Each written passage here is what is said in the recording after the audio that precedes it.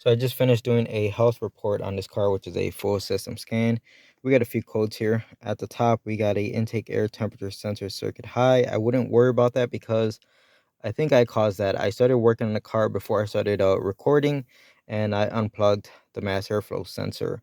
So I think that has to do with that if the temperature sensor is integrated into the MAF. Anyway, we have a engine misfire detected. No one mentioned anything about that. And then we have a baro sensor circuit low voltage. I'm not seeing anything else here. Like these codes right here, I'm not worried about any of this stuff. Communication and invalid data received, not worried about that. The reason why I'm a little bit confused is because it's not here to get diagnosed. The car is here, dropped off with a part in hand saying, here, change this part. Let me show you what part they dropped off. I think those codes were definitely me because you could see I got the air intake box taken apart. And before I turned the key on, I plugged back in the mass airflow sensor. But looking at it more closely, it doesn't look like it's fully seated. Let me see. Maybe I'm wrong. Let's find out. Maybe it is fully seated.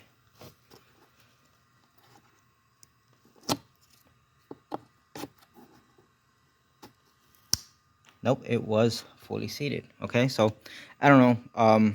I think it's odd that it would set a code for unplugging something while the key was out of the ignition, but you know, cars are crazy nowadays, so I have no idea. We could easily clear the codes and see if it comes back. Anyway, let's get back on topic here, guys.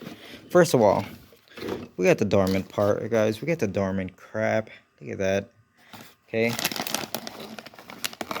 it's this, like some sort of valve body.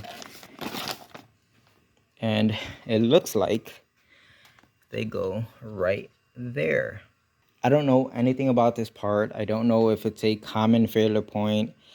I don't know what the original code was because they took it to AutoZone, and of course AutoZone, you know, gave them a code, and the owner's husband went on YouTube, looked up a few videos, and came to the conclusion that this part needs to be changed. That's where we are, guys. I'm not diagnosing anything. They showed up with a part in hand saying, hey, put this part on. That's where we are. And I thought this could be an interesting video. All I'm going to say is don't throw away the original part because I got a pretty good feeling that this isn't going to fix whatever's going on here. Let's just say for some small chance this part is going to fix a problem that this engine is having. You don't put Dorman parts like this on cars. These things are crap. Some of them are broken right out the package or they last a week. You get what I'm saying? And this is how people go down rabbit holes of changing parts because, like, let's just say that part is in fact bad and you put a Dorman part on which is defective or bad right out the box. And then the owner thinks to himself, well, we already changed that part, so it must be something else. So they keep going down this rabbit hole of changing more parts and more parts and more parts when their first guesstimate was correct, but had they put on an OEM part, the car would have been fixed the very first time. Anyways, let me not ramble on too much, guys. They want the part put on, so that's what I'm going to do. Let me go ahead and get this air intake tube out of here. So it appears that those codes we first looked at were not set by me because now that I have the key in the on position, I actually did go over there and you guys saw me unplug the mass airflow sensor. And I did another full system scan, and guess what? Now we have more codes, as you can see. And this is a result of unplugging that mass airflow sensor. So that means the codes that were initially here, they were just here when the car came in. That's interesting. Here goes the old part off of the engine. Here goes the replacement Dorman part. It did come with brand new bolts for it. I'm not seeing anything that's obvious, but with parts like this, you almost never see the problem. I could see there's some sort of a strainer inside of there, and it looks to be clear. I don't see any large chunks of gunk or oil that hasn't been changed, and it just turns into a mess. It turns into like carbon buildup. I don't know, guys. We're just gonna go ahead, change it, see what happens, clear the codes, and cross our fingers. There was really no drivability concerns. The owner said it drives fine. It was just the check engine light came on and they want to get the check engine light fixed. So I can't even replicate or, you know, do anything as far as, oh yeah, it's fixed or not. Who knows? And here I am already nitpicking.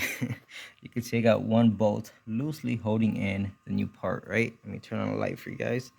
And let's look at the bolts. I'm noticing that it's hard to get the new bolts in past like the little bushing right there. So on the original part, these like little parts are actually like rubber. It's a hardened rubber, but it is rubber, and it's just made to apply some tension and keep the screw in place. And the Dorman parts, it's like hard plastic already. You get what I'm saying? It's these little stupid things like this that you could tell they just cut corners, and it just bothers me.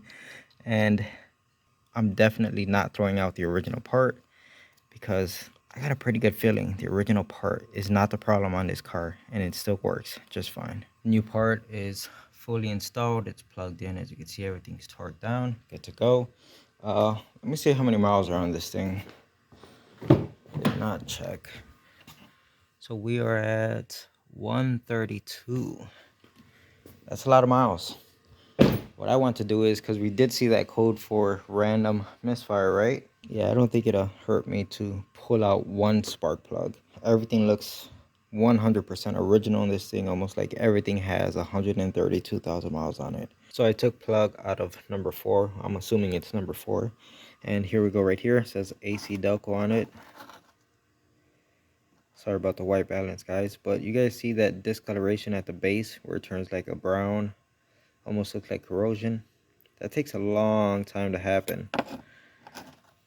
The business end doesn't look too bad if I'm honest.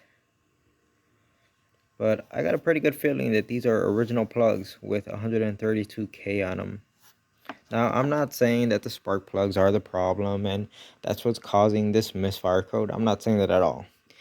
I'm just trying to prove a point that this car looks like it's had zero maintenance done to it at all since it was new. You get what I'm saying? So we're going to go ahead, pop this thing back in here. We'll get all this stuff reconnected, clear the codes, and start her back up. See what happens. See if a code pops back up immediately, or who knows.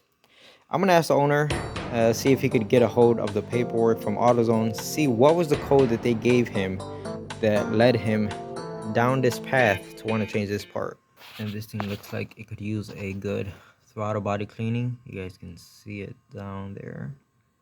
You know what, before we wrap this up, I could see you guys already yelling at your cell phone. Check the oil. You gotta figure, this type of valve body, let's just call it a valve body. I'm not sure what it is, guys, but it has some sort of solenoids attached to it, and obviously it controls oil pressure, right, or oil flow. And if there's no oil in an engine, well, this thing can't really do its job, right? So I haven't checked it myself because I waited to get it on camera. So I've cleaned off the dipstick, reinserted it, and here's what we have. The oil mark is perfectly right at the very top dot. So either this is the most perfect engine and it's not burning or losing any oil at all, or this thing just had an oil change done not too long ago and that's why it's completely topped off. Gonna be honest with you guys, I was expecting to see a catastrophe here. No oil, another one, go figure. If you guys are interested, go watch my last video. That turned out to be a real treat, huh? So let's just continue on our path, put all this crap back together. All right, so all the plastic crap is put back together. Oh, there we go. All right, so I'm just gonna clear everything right here from the health report.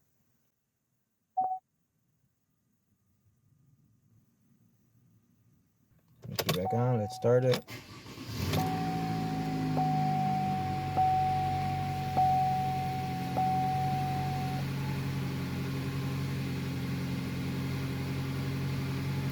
So far the engine hasn't blown up from the Dorman part. So far it seems to be idling pretty good and no check engine light indicating that I might have forgotten to plug something in. So everything seems real good. At the moment I'm doing another health report, another system scan, see if any random codes pop up. Alright, so no codes present. That's it. We are pretty much done here. I know this turned out to be a pretty boring video, but who knows?